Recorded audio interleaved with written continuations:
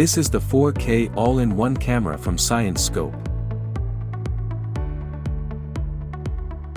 We are going to look at the camera control panel that can be found on the left side of the screen by moving your cursor to the left side of the monitor.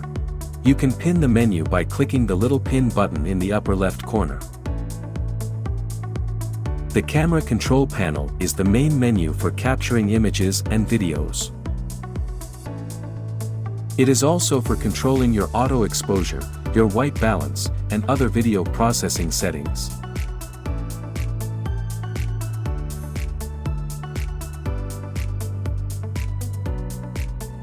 This menu is accessed by connecting your all-one camera directly to a monitor and connecting a mouse directly to your camera.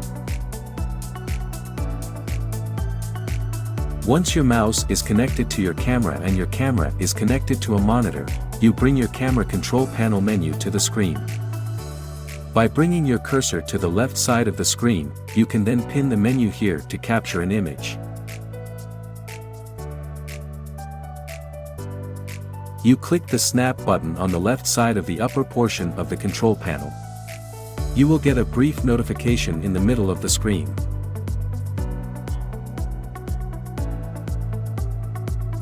A video by clicking here. Now to change your auto exposure settings.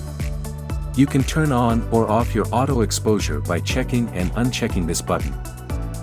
We are currently in auto exposure mode. When you are in auto exposure mode, you will have the ability to control your exposure compensation by moving this slider. Turn off auto exposure by clicking or unchecking the auto exposure box. You will then have the ability to increase or decrease your exposure time. If you go beyond 30 seconds of exposure time, you could delay your image.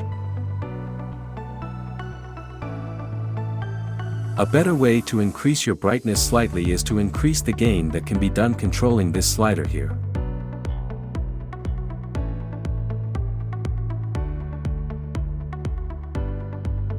The next portion of the menu is the white balance portion.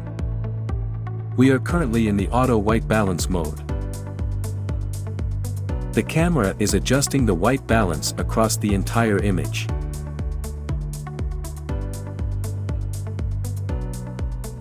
We can also switch into manual mode. In manual mode we can change the sliders, or we can move the sliders to change the colors to increase and decrease your red, green, and blue channels to your desired level. You can also click back into auto mode, and it will revert to those settings. You can click on ROI mode, which is region of interest.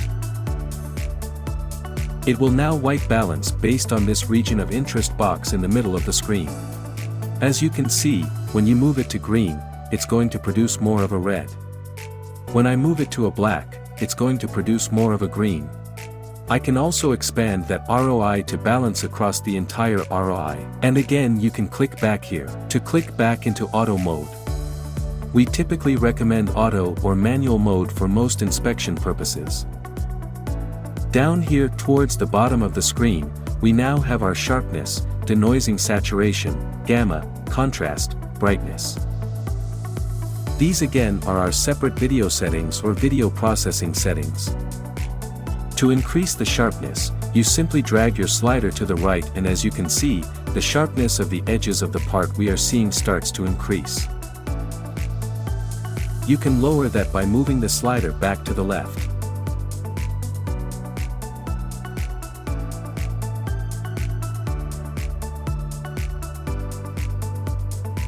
You can denoise by increasing the slider to the right, and it will make your image less static. Saturation is the same as the other menu sliders. You can increase the saturation by dragging your slider to the right. That's going to add more color, or to the left and less color. Gamma can also be adjusted similarly as. The more gamma we add, the darker the image is going to become. The more we take away, the brighter it is going to become. Contrast, your slider is here. Drag it to the right, your darks become darker. Drag it to the left and your lights become lighter. Brightness is the same. Drag it to the right to increase brightness. Drag it to the left to decrease brightness. These settings here are going to help adjust the camera for different wavelengths of light that are being produced in your environment. Normally, DC works just fine. Sometimes you need to switch to AC 50 Hz or AC 60 Hz. If you notice a rolling pattern on your screen, this will resolve that issue.